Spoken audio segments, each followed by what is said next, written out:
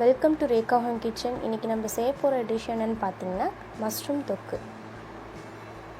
நம்ம காளானை நல்லா அலசி வச்சுக்கலாம். அதுக்கப்புறம் நாளாக நம்ம கட் பண்ணிக்கலாம். நம்ம இன்றைக்கி காளான் செய்ய தேவையான பொருட்கள் பார்க்கலாம். காளான், வெரமிளகாத்தூள், மஞ்சத்தூள், உப்பு, கரம் மசாலா, சீரகம், சோம்பு, பட்டை, அப்புறம் பெப்பர் பவுடர், வெங்காயம், பச்சை மிளகா, கறிவேப்பிலை, தக்காளி. நம்ம பேனில் தேவையான அளவு ஆயில் சேர்த்துக்கலாம். ஆயில் ஹீட் ஆனோடனே பட்டை, சோம்பு சேர்த்துக்கலாம். அதுக்கப்புறம் தேவையான அளவு ஆனியன் சேர்த்துக்கலாம். அது கூட பச்சை மிளகா, கறிவேப்பிலைங்க சேர்த்துக்கலாம்.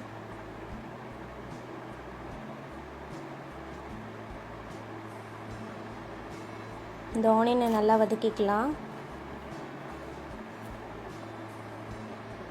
ஆனியன் வதங்கினோன்னே நம்ம சால்ட்டு கொஞ்சம் ஆட் பண்ணிக்கலாம்.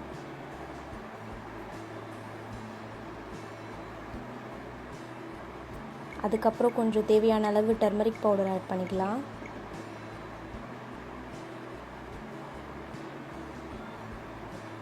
இதையும் நல்லா வதக்கிக்கலாம். நம்ம நல்லா கோல்டனிஷ் கலரில் வதக்கிக்கலாம். அப்புறம் ஒரு டீஸ்பூன் இஞ்சி பூண்டு பேஸ்ட் வதக்கிக்கலாம். இது கூட அதுக்கப்புறம் நம்ம தக்காளி ஆட் பண்ணிக்கலாம் தேவையான அளவு. அப்புறம் தேவையான அளவு மஷ்ரூமும் ஆட் பண்ணிக்கலாம். இந்த மஷ்ரூமையும் நல்லா வதக்கிக்கலாம். நம்ம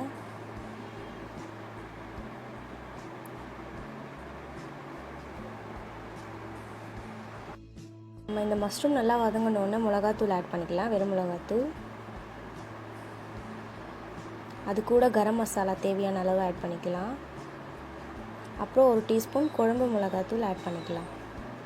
இதை நல்லா நம்ம வதக்கிக்கலாம். தண்ணியை ஆட் பண்ண வேண்டாம். இப்போ நம்ம மஷ்ரூம் ரெடி ஆகிடுச்சு. இது நல்லா மிக்ஸ் பண்ணிக்கலாம். இப்போ நம்ம ஒரு டீஸ்பூன் பெப்பர் பவுடர் ஆட் பண்ணுறோம். இதையும் நல்லா மிக்ஸ் பண்ணிக்கலாம். இப்போ ஸ்டவ் ஆஃப் பண்ணிடலாம். நீங்களும் வீட்டில் எப்படி இருக்குன்னு செஞ்சு பார்த்துட்டு சொல்லுங்கள். காளான் தொக்கு ரெடி ஆகிடுச்சு பாருங்கள். இந்த மஷ்ரூம் தொக்கு சப்பாத்தி, பூரி, டிஃபன் ஐட்டமுக்கு எல்லாம் நல்லாயிருக்கும். சாப்பாடுக்கு கூட நல்லாயிருக்கும். டேஸ்ட் பண்ணி பாருங்கள். இந்த வீடியோ பிடிச்சிக்கோங்க. லைக் பண்ணுங்கள், சப்ஸ்கிரைப் பண்ணுங்கள். மறக்காமல் எங்கள் சேனல் சப்போர்ட் பண்ணுங்கள். தேங்க்யூ ஃபார் வாட்சிங்.